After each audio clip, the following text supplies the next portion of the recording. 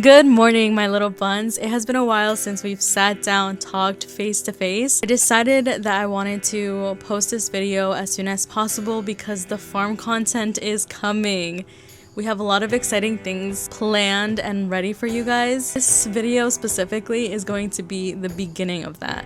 The rabbit tree here in Bismarck, North Dakota is called Our Little Rabbit Tree. They invited me out so that they could show me how to process rabbits because for those of you who don't know, we raise rabbits on the homestead. And it's definitely something that is new and kind of scary for me because I've never done something like that before. My husband hunts, he's a hunter, he's done this, but I wanted to make sure that I was well-rounded in everything that is raising rabbits and processing them for meat. Today I'm going to walk you through what we did, things that you're going to need. And if this video is not for you, I 100% get it, but I do just want to let you guys know that there's going to be some graphic content on here. But if you're truly interested in just getting to know our homestead and getting to know the skills that we learned, without further ado, let's go ahead and get to the car and get going.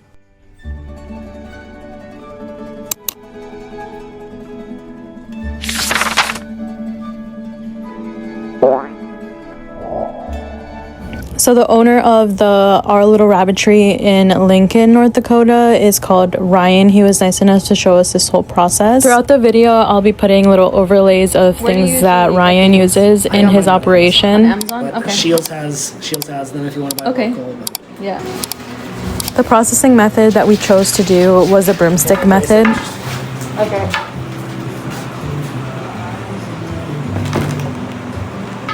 And just due to my size and my strength, I think this is the method we're going to be using on our homestead. Feel like almost a small crunch. Okay.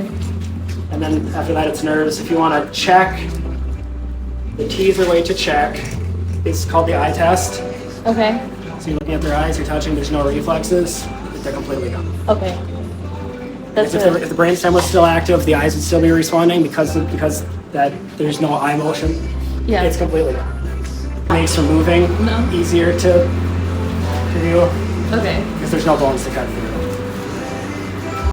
From there, make a incision in the belly. Okay. You're here to All watch the way it. down. You just learn.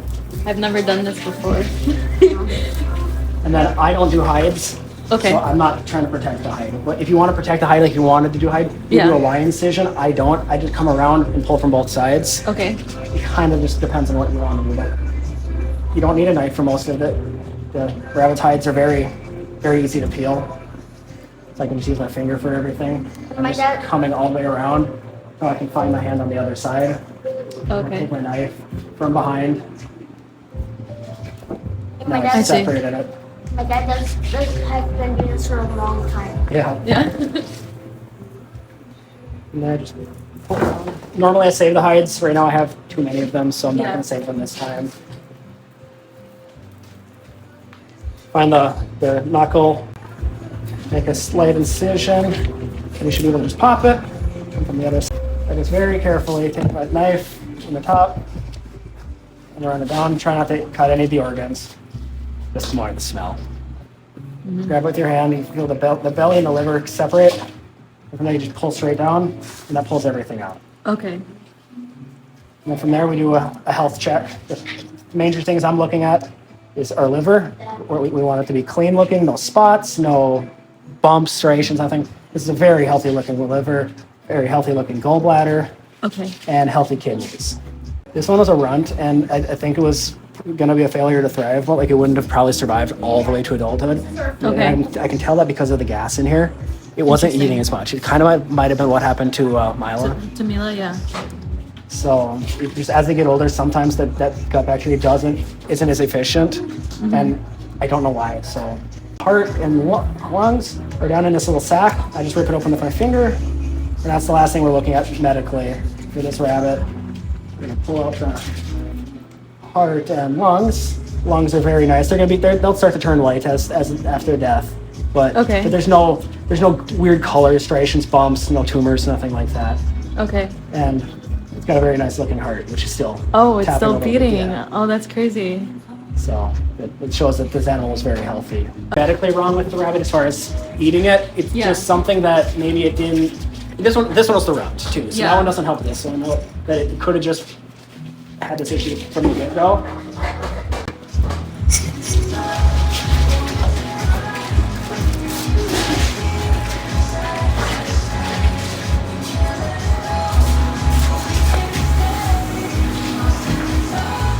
Off.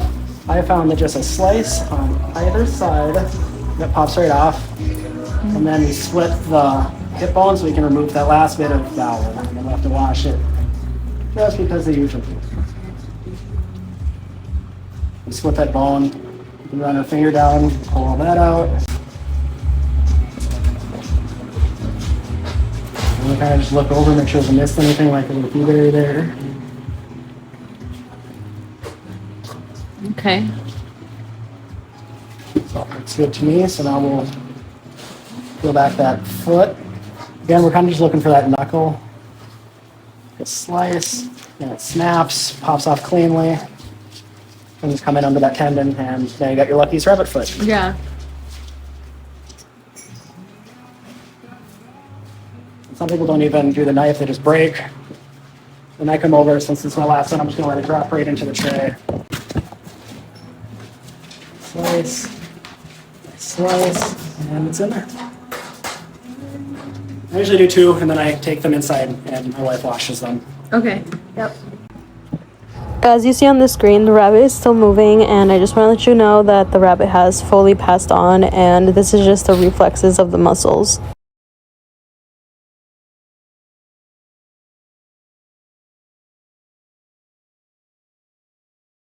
It has the reflexes still go. Oh yeah.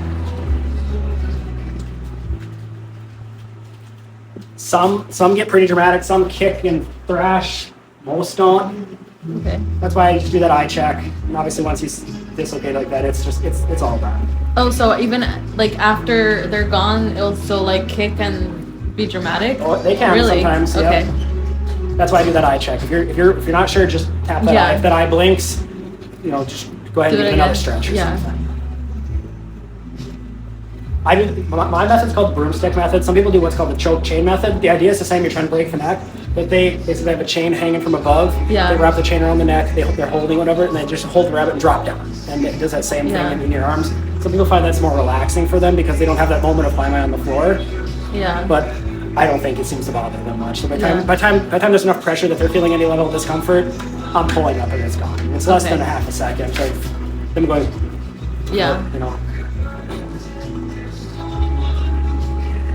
I do see that difference of what you're saying of like the runt. This one's a little chunkier. Oh yeah, this rabbit's got over a pound on it. Yeah.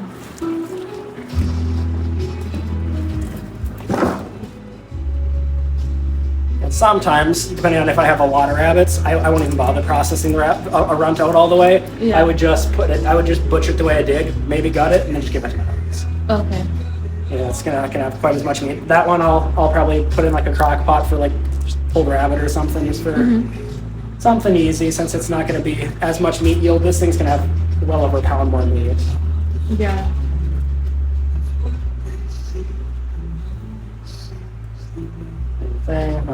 Nothing scary about the guts. Liver looks great.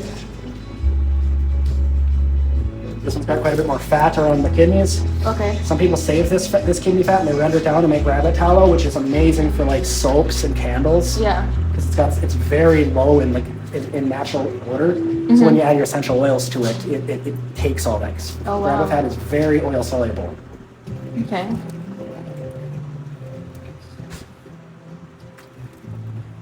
And this one doesn't seem to have that. No, right? no gas. The intestines are very tight. Oh wow, that's a big difference. Yeah, okay. So. And the gas can just be from something to eat too. Like if I would have come out here and gave it treats yesterday or something, it could have been a little more gassy just because of those greens. Yeah. So I mean, gas alone isn't alarming. What you look at is if you see, okay, there's gas. Now I want to look and see, is there other issues? Do I see issues in the intestines? Do I see issues in the liver? If you don't, then it was just something it ate or wasn't enjoying, Yeah, okay. Do you ever name all of like the kids or no? No, I don't. They have a number in my app, and that's Okay, it. a number. All right. And that is just if I want to get really scientific about it, I can track weights. I usually don't. Okay.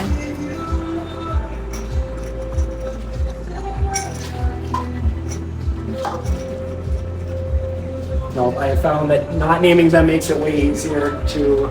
That's fine. Well, yeah.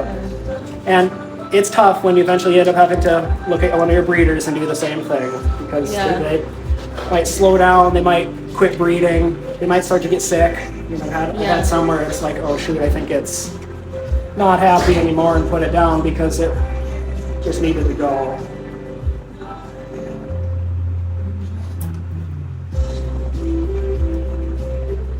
Rabbits can live, to be a decade or longer. I usually throw the caveat on that though of fixed in a pet situation where they're super well taken care of. They're outside ag rabbits. 3-4 years is really good. Okay. A lot of does will start slowing down in breeding by their second or third year. But also depends on how often you breed them too. If you're breeding them like I do every 2-3 months, you're trying to get 4 litters a year. That's a little more aggressive on their body than one every 6 months. It's a big difference here. From here, we'll take them inside. It'll be a little tough to get off, so kind of soaking it sometimes just helps break up that first little bit, but a lot of it's just muscle. You just gotta scrub it off. A lot of rinsing, a lot of cold water.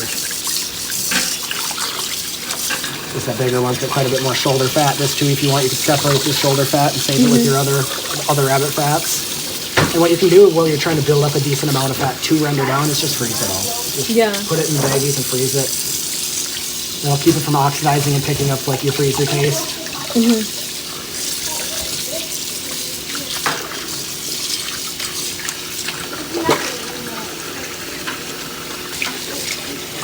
Rabbits.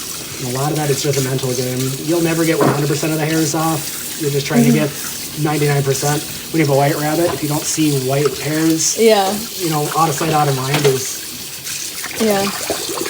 I mean, that happens with like store chicken also. Yes, like absolutely. I've seen like the feathers there. Yep.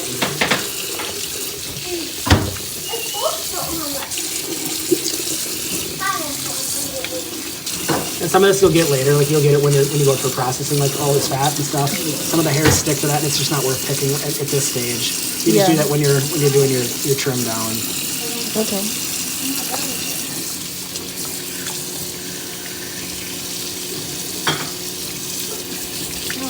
It looks just like chicken. It'll be even more hard to tell once you start breaking it down. It's funny.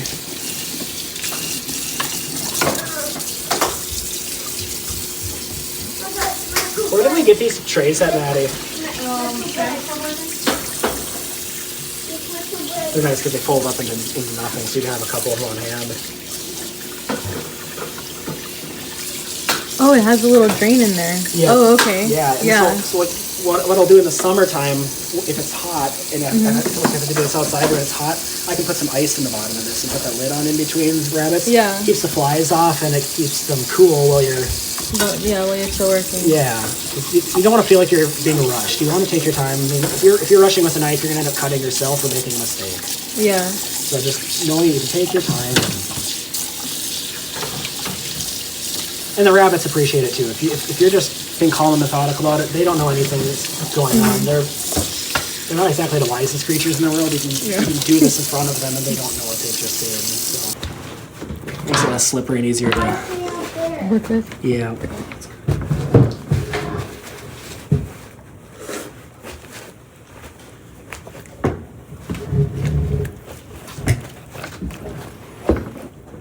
And I'm not a rabbit butchering expert by any means, but the rabbits break down into 5 general parts. You got your 2 legs, your two back legs, your 2 front legs, and the saddle, which is the body. You kind of just follow the anatomy. You got that line here. You follow it with the body to the bone.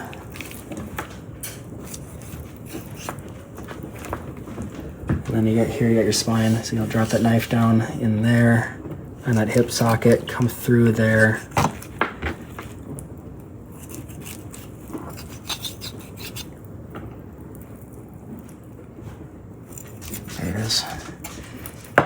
And there you go. Oh yeah, just like chicken. Just like a chicken. And you prepare that the exact same way as Okay. anything. So we got a little fat here. We can just nick that off. I don't know if I would save this. You can if you want, because it would render down beautifully, but Yeah. it's all muscle. Okay. What a lot of people do is they start up top, and they end up missing all that extra meat by starting behind and just taking the whole thing off, and then you get that neck meat and all that as well. And then some people, what they'll do is they'll just separate the ribs out. I like to take the belly off,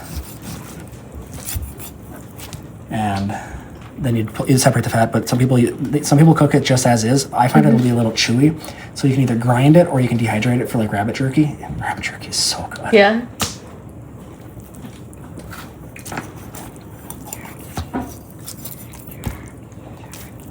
And some people will just separate the ribs now. They'll break this off, and then this is all garbage because there's not a whole lot of meat on this.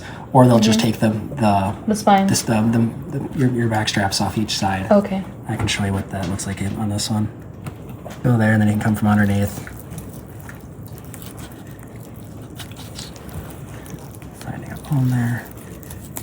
Yeah, for how much you're moving it, I think it's still alive. Yeah, you'd think so. No, just actually you're moving it, you can cut it. Chasey, that's cutting. Yeah. That cut is cutting. I don't know. This is a big old rabbit tender. Oh, okay. And then on the inside,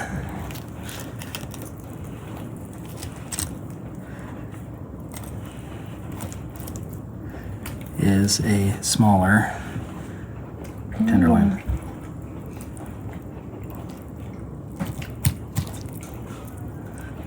And this is one of the reasons I usually just cook my rabbits whole, because when you cook it whole, then it just separates with your finger. Okay. Because it becomes soft and bone tender. I like to smoke it or cook it in that Instapot there, Yeah. and it just peels off so nice. Here.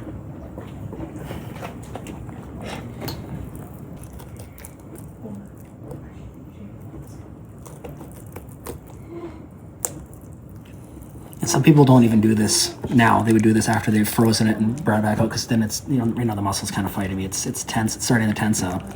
Okay. And then since we did it this early, would you recommend for me to just freeze it? If you're gonna go right home and cook it, I'd say go ahead and cook it. If you're not going to, if you're gonna do it, tomorrow or something, I'd probably recommend freezing it and thawing it back out. Even if you just freeze it for a couple hours and then thaw it back out, the